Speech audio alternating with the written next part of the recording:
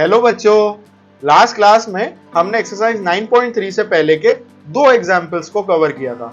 उनमें से जो फर्स्ट एग्जाम्पल यानी कि एग्जाम्पल नंबर 2 ये एग्जामिनेशन स्टैंड पॉइंट से बहुत इंपॉर्टेंट है। अगर आपने अभी तक उस वीडियो को नहीं देखा है तो आप ऊपर लगे आई बटन पे क्लिक करके उस वीडियो को अभी देख सकते हो। उसकी अच्छे से प्रैक्टिस कर लेना, वो एग्जाम में जरूर आएगा। आज हम नेक्स्ट टू एग्जाम्पल्स यानी कि एग्जाम्पल नंबर 4 और एग्जाम्पल नंबर 5 इन दोनों एग्जाम्पल्स को कवर करेंगे। So without any delay let's start with example number 4 of your chapter 9th of NCERT text book. So example number 4 में we are given a statement and a figure. Statement में हमें दिया हुआ है two circles intersect at 2 points A and B. AD and AC are diameters to the two circles. Figure की तरफ अगर हम देखें तो हमें दिख रहा है कि दो सर्कल्स बने हुए हैं जो एक दूसरे को इंटरसेक्ट करते हैं पॉइंट A पे और पॉइंट B पे। AD and AC are diameters to the two circle. ये जो A से लेकर D तक लाइन रन कर रही है ये पहले सर्किल का डायमीटर है और A से लेकर C तक जो लाइन रन कर रही है ये दूसरे सर्किल का डायमीटर है। We need to prove that B lies on the line segment DC. हमें ये प्रूव करना है ये जो पॉइंट B है ये बेसिकली एक लाइन सेगमेंट पे लाई कर रहा है CD पे। तो टेक्निकली हमें ये प्रूव करना है कि CD जो है वो एक लाइन है। ये भी बड़ा ही सिंपल 3 स्टेप्स का क्वेश्चन है। देखिए हम इसको कैसे सॉल्व कर सकते हैं। तो इसके सॉल्यूशन के लिए हम वापस वही प्रॉपर्टी को यूज करने वाले हैं जो कि हमने इससे पहले वाले एग्जाम्पल में की थी, और वो प्रॉपर्टी ये है कि किसी भी सर्किल के अंदर जो डायमीटर है वो हमेशा उस सर्किल के ऊपर एक 90 डिग्री का एंगल सबटेंड करता है। अब अगर हम ध्यान से देखें तो छोटे वाले सर्किल में ये जो AD है this is the diameter. So AD जो एंगल सबटेंड कर रहा है सर्किल पे which is this angle ABD, this will be equal to 90 degrees. Similarly AC जो है वो बड़े वाले सर्किल का डायमीटर है। सो एंगल ABC जो एंगल बेसिकली ये जो AC है ये सर्किल पे सबटेंड कर रहा है this is also 90 degree. So let's write this down. In triangle ADB triangle के अंदर angle DBA that will be equal to 90 डिग्रीज। Why? This is property of diameter. आपको एग्जामिनेशन के अंदर इसे कंप्लीट लिखना चाहिए कि the diameter of a circle subtend a right angle on the circle. So angle DBA is equal to 90 degree. ये हुई हमारी इक्वेशन नंबर 1। सिमिलरली दूसरे ट्राइंगल में यानी कि इन ट्राइंगल ABC ट्राइंगल के अंदर angle ABC that will be also equal to 90 degree because of the same property. तो ये हुई हमारी इक्वेशन नंबर 2। अब अगर हम ध्यान से देखें तो एंगल DBA और एंगल ABC इन दोनों को हम ज्वाइन करते हैं तो ही तो हमें हमारी लाइन DC मिलती है। So we can write angle DBA plus angle ABC is equal to our line DC। अब DBA हमें दिया हुआ है 90 डिग्रीज, ABC भी हमें ऑलरेडी गिवन है 90 डिग्रीज। सो लाइन DC जो है वो इक्वल हो गई 180 डिग्रीज के मेजरमेंट की, and which is true because हमें पता है कि कोई भी जो लाइन होती है वो हमेशा किसी भी पॉइंट ऑफ लाइन पे 180 डिग्रीज का एंगल सबटेंड करती है। तो इस पर्टिकुलर लॉजिक को यूज करके we can write that by property of line DC is a line.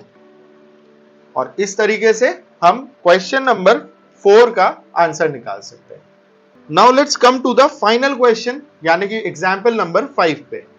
Example number 5 में we need to prove that the quadrilateral formed if possible by the internal angle bisectors of any quadrilateral is cyclic. इस पेचीदे से question का जो मतलब है वो ये है कि अगर कोई क्वाड्रिलेटरल बनाया जाए किसको यूज करते हुए, किसी और एग्जिस्टिंग क्वाड्रिलेटरल के एंगल इंटरनल बाइसेक्टर्स जो एंगल्स हैं उनके थ्रू जो लाइन पास हो रही है उसको यूज करके, then the figure form will be a cyclic quadrilateral. अगर हम फिगर 9.22 को ध्यान से देखें तो हम देख पा रहे हैं कि हर एक साइड A, B, C और D चारों से एक लाइन निकल रही है और ये चारों लाइंस एक्चुअली में जिन एंगल से निकल रही है उन एंगल्स के बाइसेक्टर्स हैं। ये चारों लाइंस को जब हमने ज्वाइन करा तो हमारे पास में ये जो छोटा सा एक जो रीजन बन रहा है, this is a quadrilateral EFGH। हमें प्रूव करना है कि ये EFGH क्वाड्रिलेटरल एक साइक्लिक क्वाड्रिलेटरल है, और इसको प्रूव करने का जो सबसे सिंपल तरीका है वो यही है कि साइक्लिक क्वाड्रिलेटरल की जो प्रॉपर्टी होती है वो ये कि ऑपोजिट एंगल्स का सम 180 डिग्री होता है। अगर किसी तरीके से हम ये प्रूफ कर दे तो हमारा काम हो जाएगा। तो चलिए हम देखते हैं इसको कैसे प्रूफ कर सकते हैं। तो इसके लिए हम क्या करेंगे, वी विल पिक छोटे वाले क्वाड्रिलेटरल की बात करते हैं। सो इन क्वाड्रिलेटरल EFGH क्वाड्रिलेटरल में एंगल FEH, सबसे पहले हम बात कर रहे हैं एंगल FEH की। सो एंगल FEH यानी कि बहुत मुश्किल है इतने छोटे से एरिया में इसको बनाना, but I am trying. So we are talking about this angle, this particular angle जो कि अंदर की तरफ बन रहा है। सो इस angle FEH this will be equal to angle AEB। अब ये FEH और AEB क्यों इक्वल होंगे? क्योंकि ये एक एक्स बना रहे हैं, और x always are vertically opposite angle जो कि हमेशा इक्वल होता है। So these two angles will be equal because ये वर्टिकली ऑपोजिट एंगल्स हैं। और एंगल AEB ये बेसिकली एक बड़े ट्राइंगल का पार्ट है। कौन से ट्राइंगल का? ट्राइंगल AEB का। सो हम इसको ऐसे भी लिख सकते हैं कि triangle AEB angle FAB plus angle ABE plus angle AEB। एक ट्राइंगल के तीनों एंगल का सम हमेशा कितना होता है? It is the sum angle property of the triangle. कोई भी ट्राइंगल वर्ल्ड का आप उठा लो, उसके तीनों एंगल्स का sum will always be equal to 180 degrees. अब इस इक्वेशन का हम करेंगे क्या, यहां से हम एंगल AEB की वैल्यू निकाल लेंगे। सो एंगल AEB, और ये AEB की वैल्यू क्यों निकाली? क्योंकि ऊपर हमारी इक्वेशन के अंदर हमने FEH को AEB के इक्वेट किया है। So AEB will be equal to 180 minus angle FAB minus angle ABE। थोड़ा सा इसको नॉमेनक्लेचर में आसान करने के लिए let's name this angle FAB equal to angle 1 and angle ABE को हम नाम दे देते हैं एंगल 2।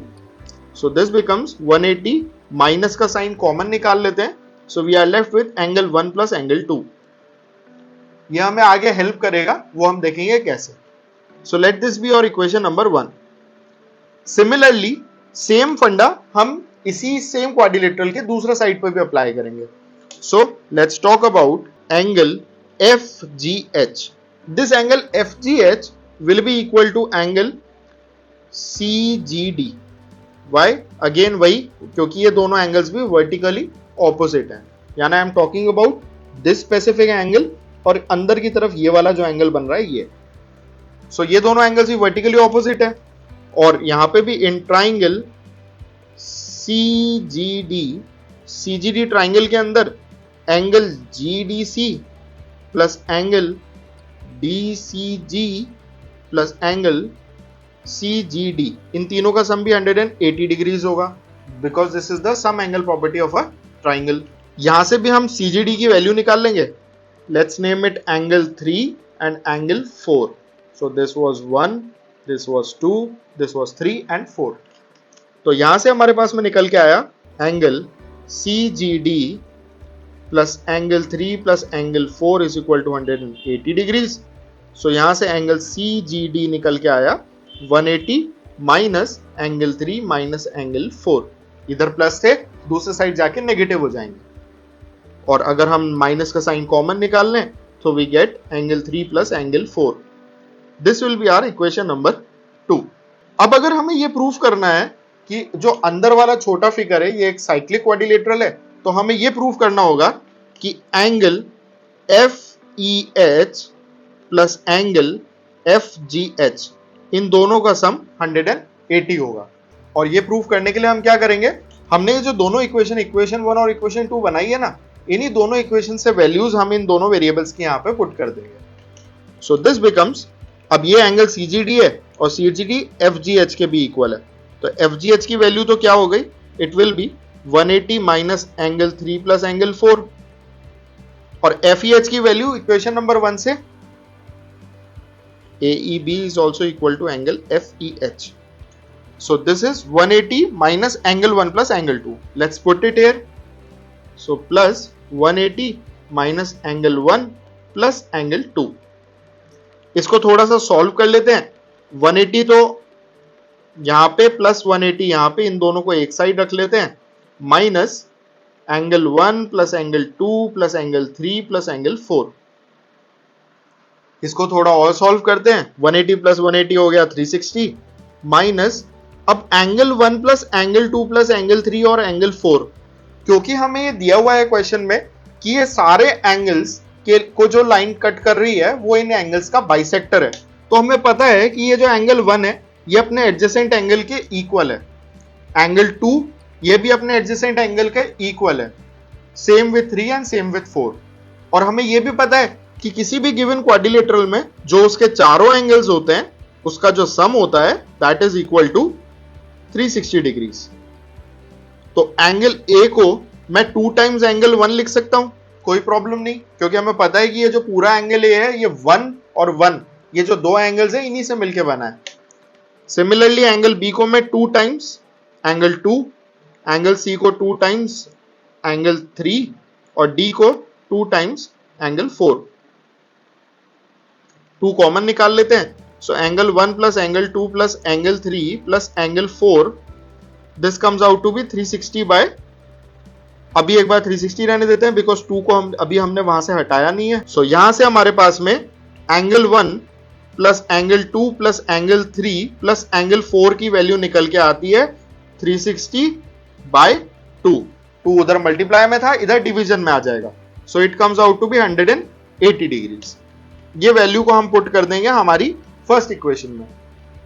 तो यहां से हमारे पास में angle F E H plus angle F G H ये निकल के आएगा 360 minus 180 which is equal to 180 degrees. और इस कॉन्सेप्ट को यूज करते हुए हम ये बात प्रूफ कर चुके हैं कि हमारा जो अंदर वाला जो छोटा क्वाड्रिलेटरल बन रहा है that is a cyclic quadrilateral. Why? Because opposite angles का जो सम है वो 180 डिग्रीज है। So we can write hence FEGH is a cyclic quadrilateral by theorem 9.11 and this is how you can solve example number 5. अगर आपको इन questions में कोई भी doubt हो you can post it in the comment section and we'll answer it out. And if you like the content of the video, don't forget to like and share the video and subscribe our channel. Thank you.